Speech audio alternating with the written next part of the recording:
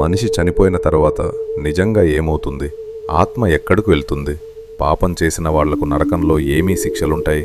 ఈ రహస్యాలన్నీ వేల సంవత్సరాల క్రితమే ఒక పురాణంలో చెప్పబడ్డాయి. ఆ పురాణం పేరు గరుడ పురాణం. హిందూ ధర్మంలో ఉన్న 18 మహాపురాణాల్లో ఒకటి గరుడ పురాణం. ఈ పురాణంలో లార్డ్ విష్ణు తన వాహనమైన గరుడకి మరణం తరువాత ఆత్మకు జరిగే ప్రయాణం గురించి వివరంగా చెప్పాడు. మన ఇంట్లో ఎవరో చనిపోయినప్పుడు 13 రోజుల పాటు గరుడ పురాణం చదువుతారు.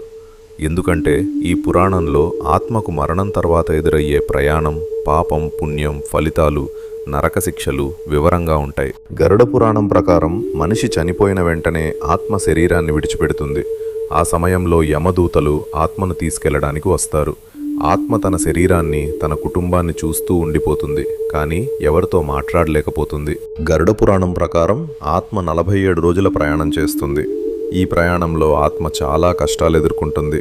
అందుకే హిందూ సంప్రదాయంలో పిండ ప్రదానం, శ్రాద్ధం, తర్పణం చేస్తారు. పాపాలు చేసిన వారికి వివిధ నరకాల్లో శిక్షలు ఉంటాయని గరుడ పురాణం చెబుతుంది. ఉదాహరణకు అబద్ధం చెప్పేవారికి, మోసం చేసేవారికి, జంతువులను హింసించేవారికి భయంకరమైన శిక్షలు ఉంటాయి. పాపం పుణ్యం ఆధారంగా ఆత్మకు మళ్లీ జన్మ వస్తుంది.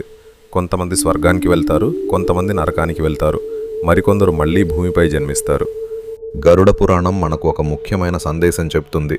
మన జీవితంలో మంచి పనులు చేయాలి, ఎవరికి హాని చేయకూడదు, ధర్మం పాటించాలి. ఎందుకంటే మన చేసిన పనులే మన భవిష్యత్తు నిర్ణయిస్తాయి. గరుడ పురాణంలో ఇంకా చాలా రహస్యాలున్నాయి. మీరు తెలుసుకోవాలనుకుంటే కామెంట్లో గరుడ పురాణం పార్ట్ 2 అని టైప్ చేయండి. ఇలాంటి పురాణాల కథలు వినాలంటే మా ఛానల్ని సబ్స్క్రైబ్ చేయండి.